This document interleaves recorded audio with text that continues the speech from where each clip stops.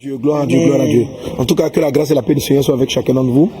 Alors en ce moment, on se va vers la fin, mais la fin d'une chose vaut mieux que le commencement. Amen. On se va vers la fin de la série sur vaincre l'homme fort. Et le thème qu'on va aborder prochainement, ça sera toujours un peu dans la même dynamique. Ok. Je parlerai pas aujourd'hui, mais je parlerai la prochaine fois de... L'Esprit m'a mis ça à cœur de parler d'une des armes. Il dit, prenez par-dessus tout, je saute la partie, par lequel vous pourrez éteindre tous les traits enflammés du malin. C'est-à-dire, dans toutes les armes que le Seigneur a décrites, il présente une par laquelle, quelles que soient les flèches que l'ennemi envoie, on peut les éteindre. Prenez par-dessus tout cela le bouclier de la foi. Le foi. Bouclier de la foi.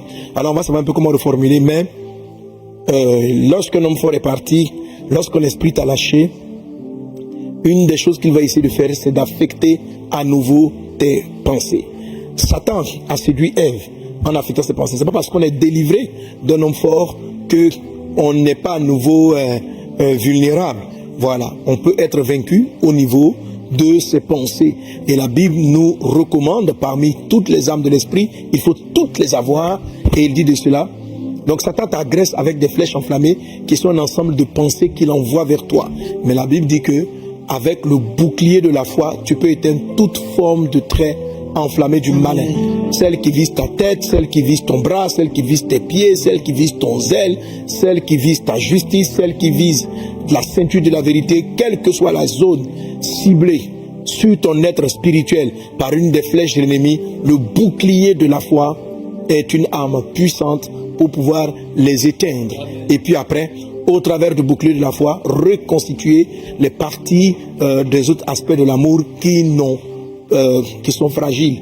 C'est par exemple, on met une flèche sur la tête pour affecter ma mentalité de victoire, comme on l'a enseigné pour triompher de l'homme fort. Je peux avec le bouclier, pam, soulever le bouclier et puis empêcher la flèche d'atteindre la tête.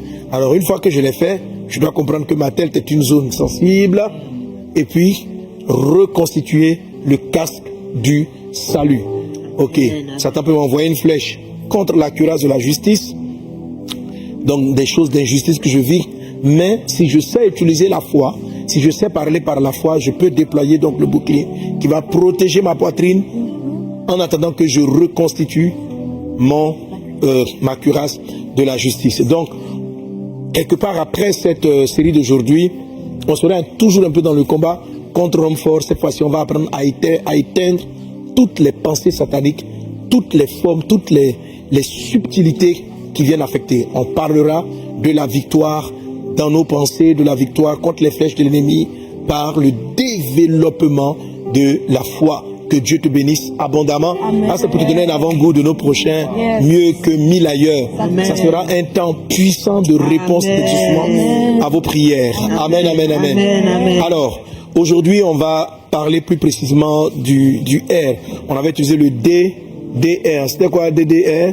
Dompter l'homme fort, désarmer l'homme fort, et puis la partie restitution. On va le voir tout à l'heure avec le verset qui nous amène à parler de la restitution, et on va proprement intercéder, rentrer dans la prière. Un homme fort n'est pas vaincu si tu n'as pas restitué ce qu'il a pris. C'est-à-dire, il ne va pas venir bloquer 10 ans de ta vie sans travail, et puis après on a prié, il est parti, tu retrouves le travail.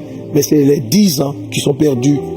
Les 10 ans qui sont... Tu as trouvé du travail, on rend grâce à Dieu. Tu t'es marié, on rend grâce à Dieu.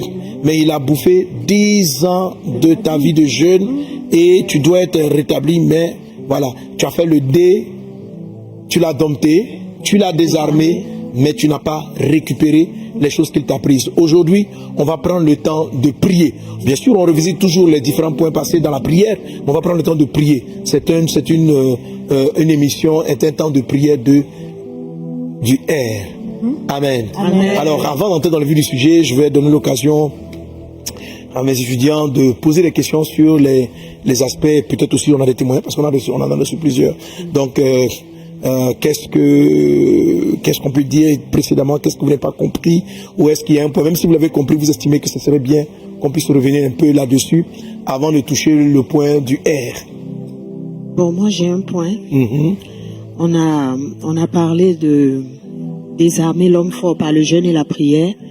Et on a dit que l'homme fort, il s'appuie sur des armes qui sont des systèmes de pensée, Oui. qui sont une mentalité. Et donc, lorsque nous entrons dans le jeûne et la prière, le Saint-Esprit met le doigt sur la mentalité qui est un obstacle à ce que l'homme fort soit désarmé. Oui. Et il te donne la possibilité vraiment de renoncer à cette mentalité-là pour que tu aies la victoire sur l'homme fort. Ça, c'est la partie qui t'a beaucoup marqué. Oui, ça m'a beaucoup marqué. Alors, c'est très, très, très important. N'oubliez jamais cela. Quand votre vie est bloquée par un esprit, qu'il vous possède ou qu'il ne vous possède pas.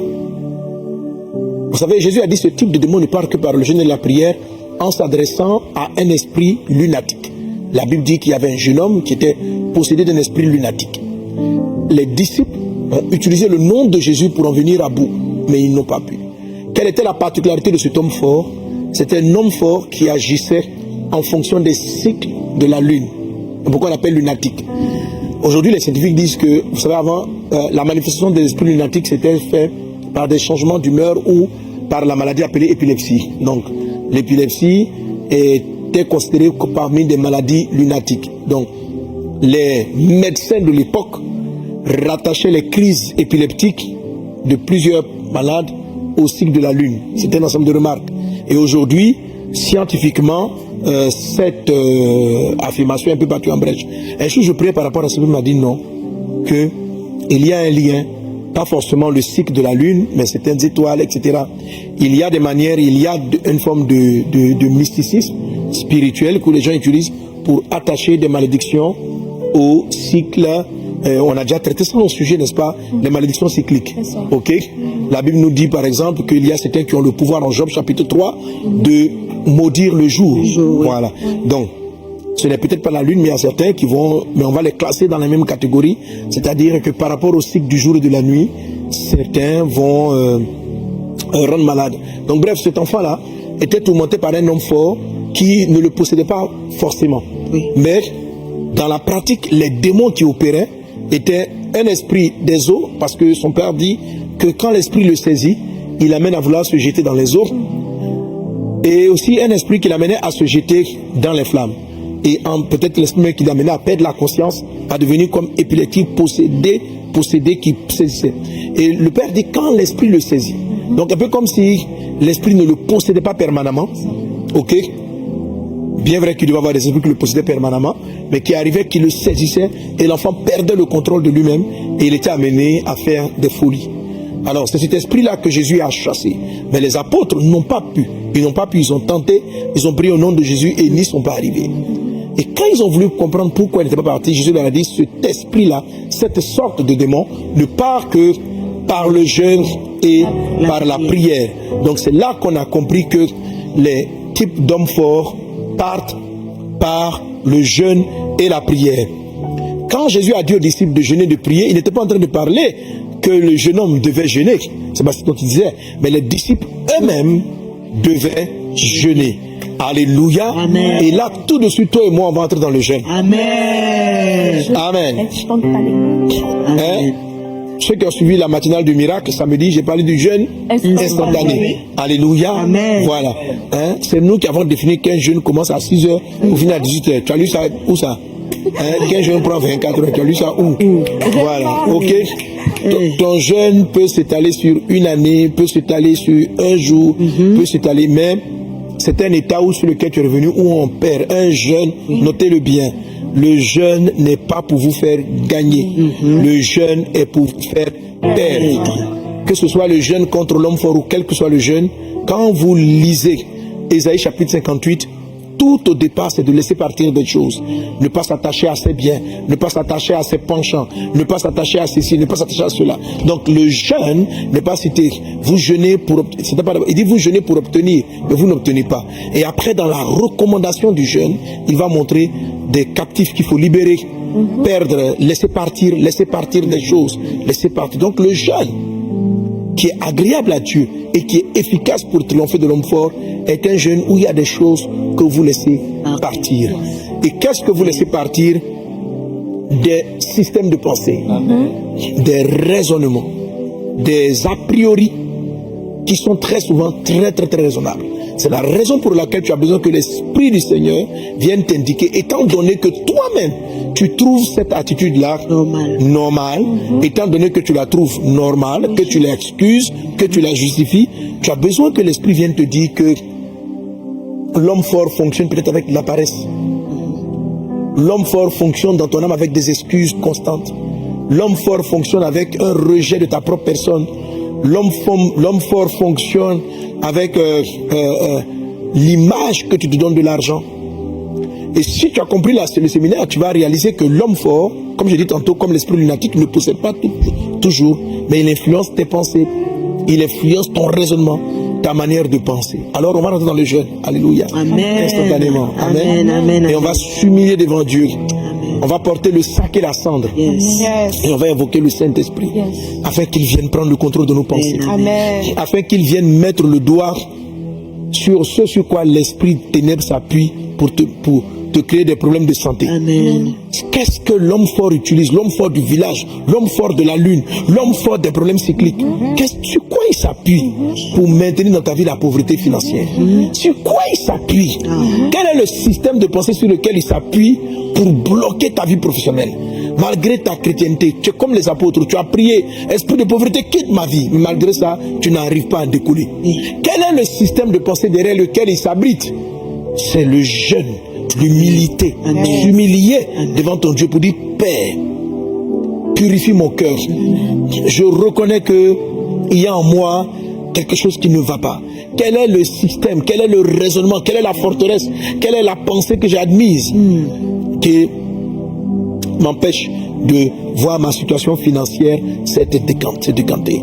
Et c'est pareil aussi pour ta situation maritale. Quelle est la pensée derrière laquelle l'ennemi s'appuie pour te maintenir dans ce célibat si prolongé? Un démon t'influence à partir d'un point d'accroche. Quel est le point d'accroche dans ton système de pensée? Quel est ce raisonnement? Quelle est cette forteresse derrière laquelle il s'abrite pour te donner autant de lourdeur spirituelle?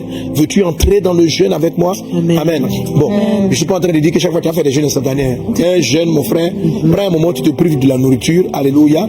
Mais résumer et limiter ton jeûne à la privation de nourriture, c'est le rendre totalement inefficace. L'efficacité du jeûne est due à une privation généralement de choses qui est dans l'âme.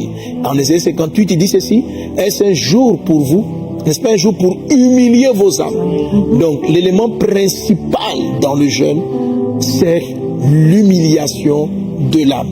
Bien sûr, il y a la privation d'une forme de nourriture pour affaiblir la chair, mais la chair étant faible, on va aller se concentrer sur qu'est-ce qui doit quitter notre âme. C'est donc nécessaire d'avoir une privation corporelle. Je connais des types de jeunes où le Saint-Esprit a dit, pour briser sa mentalité de quelqu'un qui aimait le confort, qui dormait toujours dans une zone confortable, et il n'était pas prêt à faire. Donc Satan, la pauvreté était cachée derrière une mentalité qu'il avait bâtie quand ses parents avaient les moyens. Ok, ils avaient des ressources. Donc, et sans se rendre compte, Dieu voulait l'amener à faire un travail, à s'humilier pour un petit travail, mais il ne voulait pas s'abaisser. Il ne voulait pas s'abaisser, il ne se rendait pas compte. Il y a des petits travaux qu'on appelle petits travaux qu'il n'était pas prêt à faire à cause de l'image qu'il avait de lui. Et l'ennemi, l'esprit de pauvreté était caché derrière cela. Ok?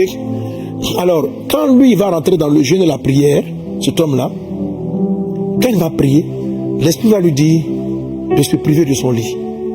Donc son jeûne, physiquement, ça a été la nourriture, mais l'esprit va le conduire. Il dit: dors par terre. Moi, dormir par terre, dors par terre. Et donc, pendant 1 mois, 2 mois, une période, il se couchait à même le sol. Bon, Dieu l'a protégé, il n'a pas pris froid. Je crois qu'il doit avoir quand même un tapis, un truc comme ça. Il dormait à même le sol, il se privait de lui. Il dit: dors par terre et prie-moi. Donc, il reste sur le sol et puis il prie. Il ne comprenait pas pourquoi. Et puis Dieu lui dit: je suis en train d'attaquer l'esprit du confort. Tu n'entends ma voix que lorsque ce que tu vas recevoir semble confortable pour toi. Tu n'arrives pas à t'orienter parce que inconsciemment tu as bâti ton esprit sur une forme de confort et tu vois, comme Jésus-Christ, qui n'a pas regardé comme une proie arrachée, s'est dépouillé de tout l'honneur qu'il avait au ciel. Donc cette forme d'humilité-là lui a permis de voir que même ça, cette identité, son système de pensée était corrompu. Et il y avait un homme fort d'échec professionnel qui se cachait derrière sa quête du confort. Ok? Vous allez voir par exemple que j'ai même liké, puis j'ai partagé le message du pasteur, mon fils pasteur Charatu, il a prêché là-dessus. C'est un enseignement que j'avais donné sur le travail, l'humilité, tout ça. Il est revenu sur ces points-là. Et j'ai liké, j'ai partagé parce que c'était vraiment important. Vous voyez? Donc par exemple, il y a des personnes qui doivent se priver dans leur jeûne d'aller acheter certaines choses. Parce qu'en fait, ils ont beaucoup... Par exemple, c'était pour... Quand ils veulent un téléphone, ils vont mettre beaucoup d'énergie pour avoir une qualité de téléphone.